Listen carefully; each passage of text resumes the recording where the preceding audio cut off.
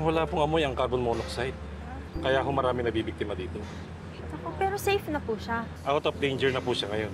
Ay, salamat. Buti na lang ho, nabigyan namin siya ng oxygen support para ma-flush out yung mga carbon monoxide sa dugo niya. Salamat.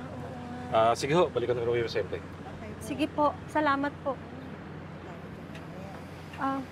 Naku, salamat sa inyong tatlo ha. Pasensya na kayo kasi akala ko gusto niyo lang gantihan si Tommy, kaya niyo binasag yung salamin. Ay, hindi po.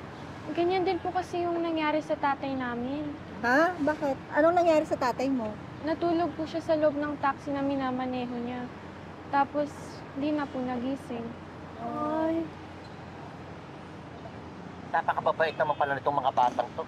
Ano ba? Magkakapatid ba kayo? Sila lang po. Ako po, wala talagang tatay noon pa. Oh, walang tatay. Akla, ampunin mo na. Ay, di bala na lang po. Bakit naman ayaw mo? Ayaw mo ba no? Meron ka ng nanay, may tatay ka pa. Oh. Tatay po ang hanap ko, hindi po lolo. ay, ay, Alam ko, tama gagawin mo. naman, lola-lola.